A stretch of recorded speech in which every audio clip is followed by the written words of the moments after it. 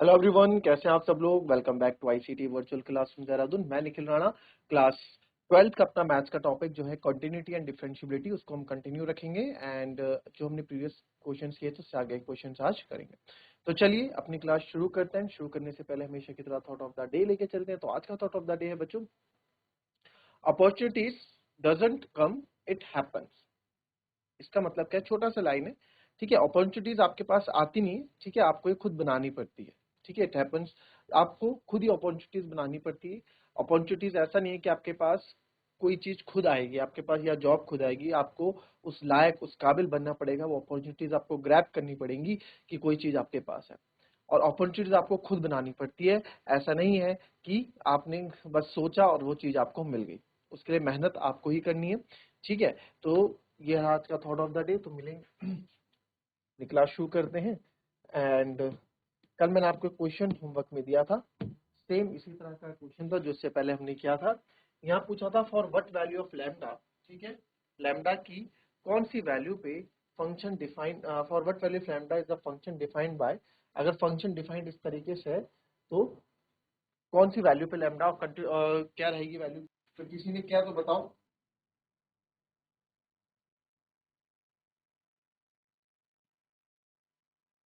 ठीक है, तो पहले जीरो की बात कर लेते हैं। पहले जीरो की बात कर लेते हैं, at x equals to zero पे। तो at x equals to zero पे देखो फंक्शन ब्रेक हो रहा है। जब जीरो से बड़ा है तो हमारा फंक्शन ये है।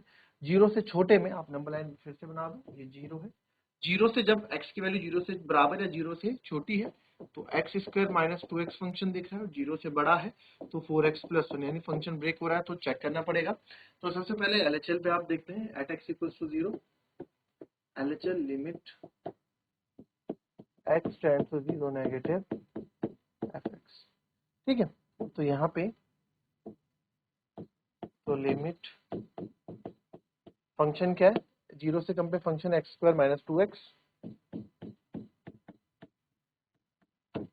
तो ये हो जाएगा आपका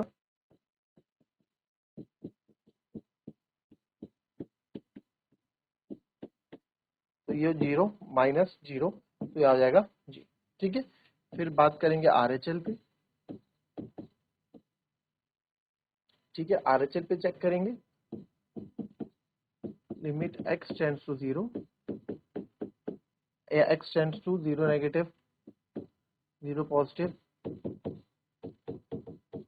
फंक्शन क्या है हमारा फोर एक्स प्लस वन है।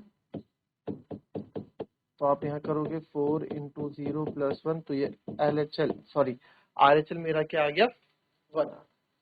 आरएचएल मेरा क्या आ गया, वन। तो आप देख रहे हैं LHL is not equal to RHL, because यहाँ लिख सकते हैं लास्ट में LHL is not equal to RHL, therefore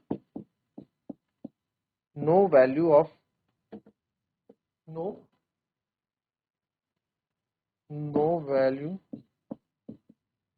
of lambda. क्या पूछी थी, for what value of lambda the function ना, no value of a lambda, no value, ये आएगा आपका no value of lambda, no value of lambda for which no value of lambda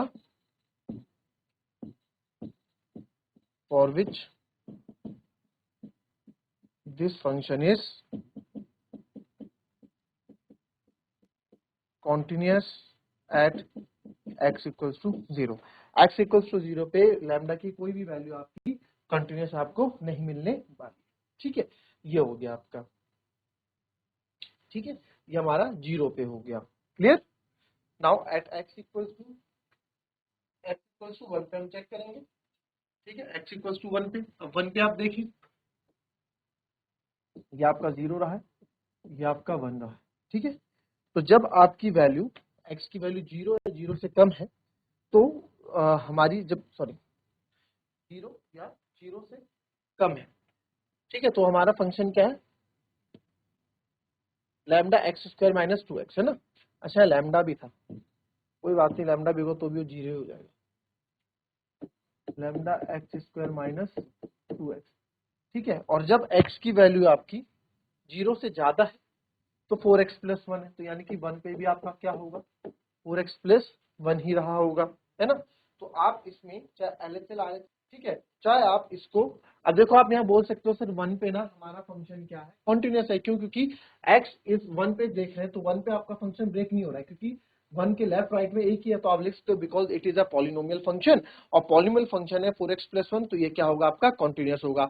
या फिर आप ये कर सकते हैं केवल आप दो ही चीज इसमें निकाल दें, क्योंकि इसमें फंक्शन ब्रेक नहीं हो रहा है, तो एट x इक्वल्स टू 1 पे आप देख रहे हैं, तो limit x tends to a fx, ठीक है।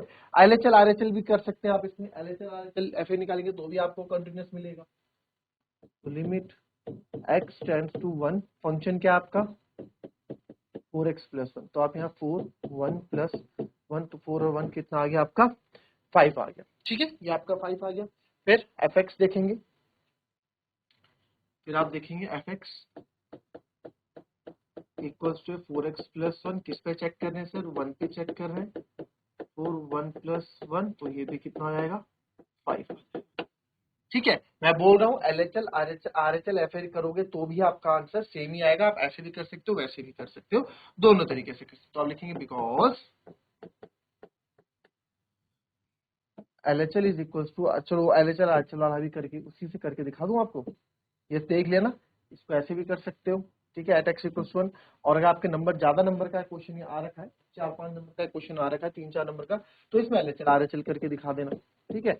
LHL क्या करोगे, limit x tends to 1 negative function, limit x tends to एक से छोटा फंक्शन क्या होगा 4x+1, तो यहाँ पे आप x का 1 डालोगे, ये आपका 5 ही आएगा, ठीक है। Limit x tends to 1 positive, एक से छोटे में भी फंक्शन वही है, क्योंकि एक से छोटे में क्या, एक से छोटा क्या होगा 0 पॉइंट समथिंग होगा, बट 0 पॉइंट देखो एक से छोटा क्या होगा, ये 1 है ये 0, एक से छोटा यही 0 और 1 के बीच में कोई नंबर होगा, मान लो 0.5 है, और फंक्शन जब 0 से ज्यादा है, क्या बोला गया है, फंक्शन जब 0 x इज ग्रेटर देन 0 तो भी 4x+1 है, तो 0.5 जो है 0.5 आप देखो ये जो है ग्रेटर देन 0 भी है, ठीक है, और ये आपका लेस देन 1 भी है, 1 से छोटा भी है और इससे वो भी है, मानते हो इस बात को कि नहीं मानते हो, है ना, तो ये है ऐसा, ठीक है, तो ये दोनों कंडीशन फुलफिल कर रहा है यहाँ पे, तो इसलिए मैं यहाँ पे तो जो हमने पहले किया ना आप वैसे भी कर सकते हो, मैं आपको बार बार बोल रहा हूँ आप चीजों को वैसे भी कर सकते हो, चाहे नंबर आप देख लें, ठीक है। वैसे तीनों से आपको दोनों मेथड से आपको नंबर, हमें LHL RHL सेम आ गया, तो fx इक्वल्स टू f आना चाहिए, तो fx है 4x+1, हम चेक कर रहे हैं आपका f1 पे, तो आएगा 4 1+1, तो ये भी आ गया 5, तो आप लिखेंगे because LHL is equals to RHL equals to FA, ठीक है, ये तीनों सर हमारे इक्वल है, तो therefore function is continuous.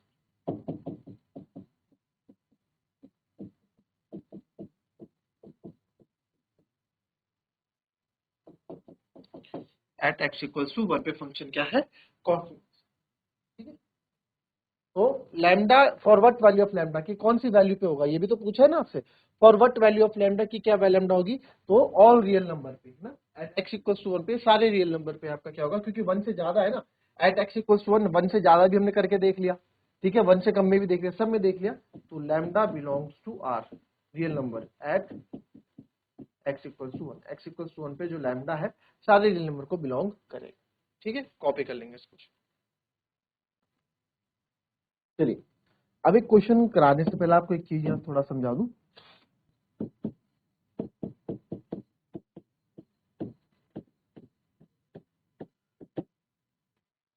Class 11th में हमने पढ़ा था ग्रेटेस्ट इंटीजर फंक्शन, तो इसकी मोटी मोटी वैल्यू मैं आपको मोटा मोटा तरीका बता दूं कि कैसे है, इसको हमने डिटेल में क्लास 11th में पढ़ा हुआ है,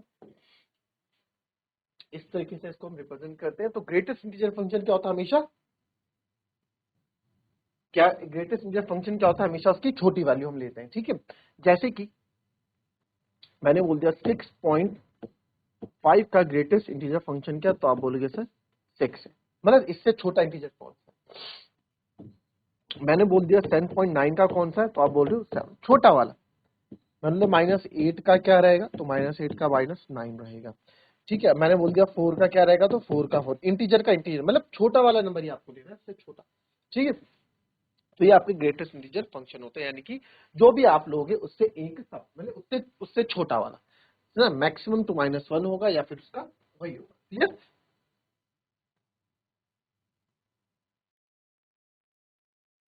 चलिए इस पे क्वेश्चन करेंगे। ठीक है, आप समझ पा रहे हो ना ग्रेटेस्ट इंटीजर फंक्शन। जैसे अगर कोई नंबर 3 है, 3 का ग्रेटेस्ट इंटीजर फंक्शन है, मतलब 3 में अगर मैं 0.1 भी माइनस कर दूं तो कितना आएगा, 2.9। ठीक है, तो 2.9 के पास वाला ग्रेटेस्ट इंटीजर फंक्शन कौन सा है, तो 2.9 के पास कौन सा है बच्चों, 2.9 के पास आपका 3 है ना। अब देखो, क्योंकि 3 का बोल रहा हूँ, 3 का ग्रेटेस्ट इंटीजर क्या रहेगा, 3 रहेगा। चलो इसको भी आगे क्वेश्चन में आपको और अच्छे से समझा दूंगा। ठीक है, क्वेश्चन लिख लेते हैं फिलहाल। तो क्वेश्चन कुछ ऐसा है,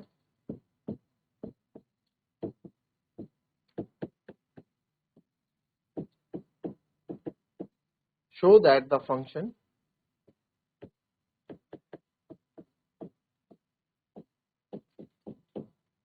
defined by gx integral part of x is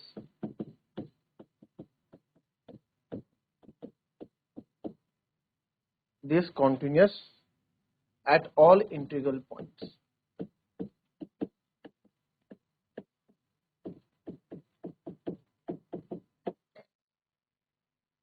Here x denotes the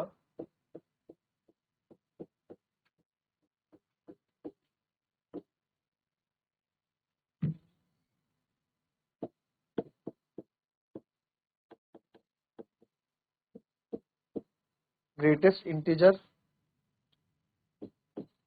देखो लेस देन और इक्वल टू x, या तो ग्रेटेस्ट इंटीजर जो है वो लेस देन होगा या फिर इक्वल होगा x।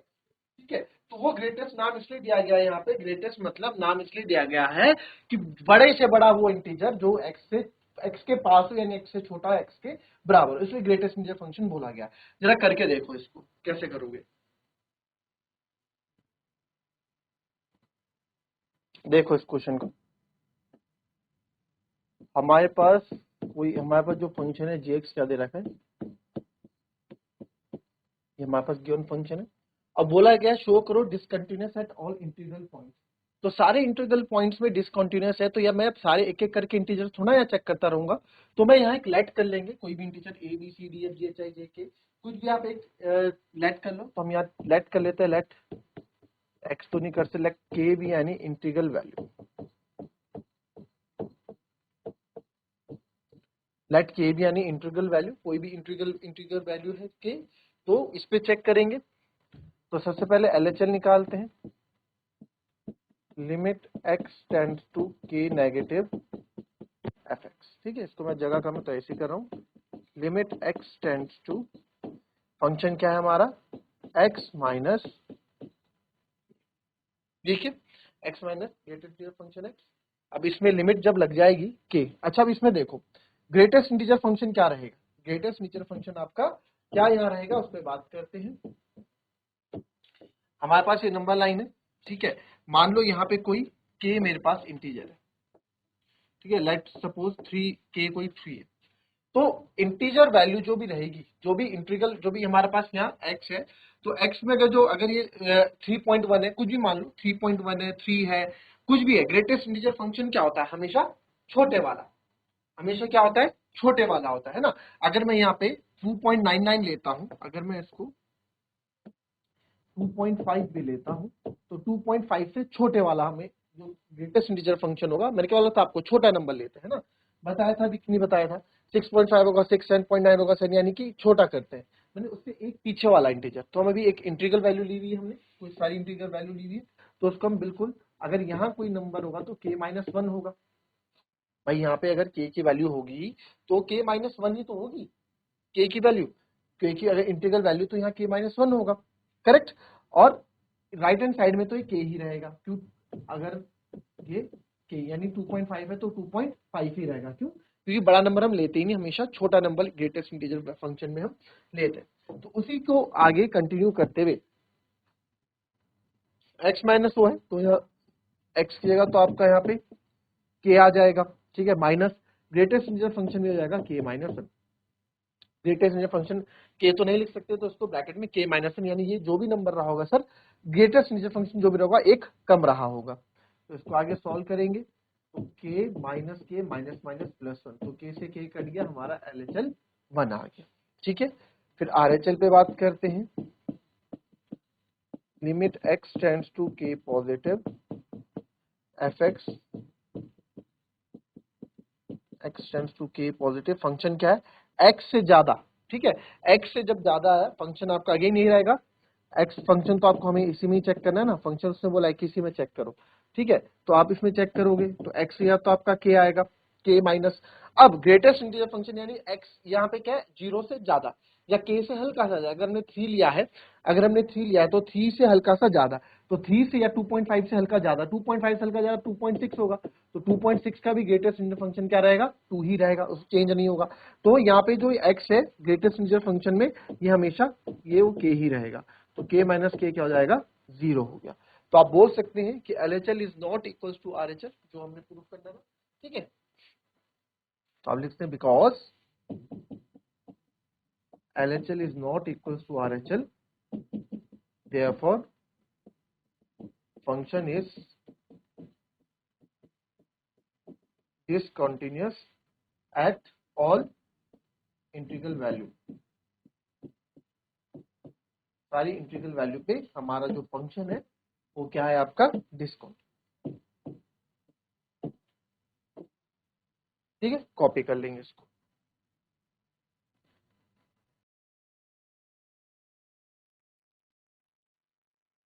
चलिए एक जो है इसमें थोड़ा आप देख लें, अगर दो फंक्शन हमारे पास है, कल इस पे क्वेश्चन करेंगे, इफ fx, ठीक है, कोई फंक्शन है fx, ठीक है, इस कॉन्टिन्यूअस, ये आपका कॉन्टिन्यूअस है, एंड दूसरा फंक्शन gx इज कॉन्टिन्यूअस, दोनों ही आपके क्या है कॉन्टिन्यूअस है, देन, ठीक है, दो फंक्शन है हमारे पास, कोई फंक्शन है fx, कोई है gx मतलब फंक्शन है, अलग अलग फंक्शन, देन इनका जो सम होगा,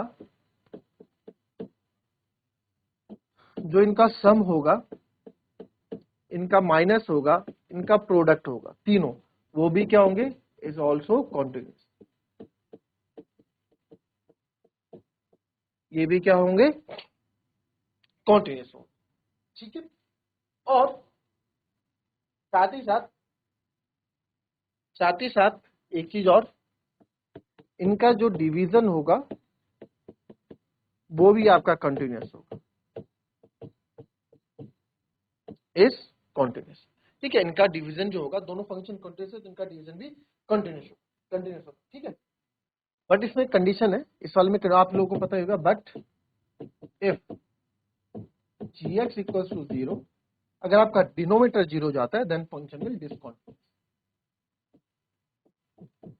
फंक्शन इज डिसकंटिन्यूअस, हमें पता है जब 0 हो जाएगा तो डिसकंटिन्यूअस फंक्शन हो जाएगा, है ना, क्योंकि आप क्या है वो 0 हो जाएगी वैल्यू, तो फंक्शन क्या हो जाएगा डिसकंटिन्यूअस होगा। तो ये चीज है, इसको आप लिखें, सिंपल सी चीज है, इसको आप लिख लें, कल इस पे क्वेश्चंस करेंगे, और इजी ये टॉपिक है, इसके बाद एक दो दिन में इस चैप्टर को, इस टॉपिक को फिनिश करके डिफरेंशिएशन वाले पार्ट में आ जाएंगे। तो मिलेंगे आपसे अपनी कल की नेक्स्ट क्लास में, तब तक के लिए be happy, be healthy and be safe. Thank you and have a nice day.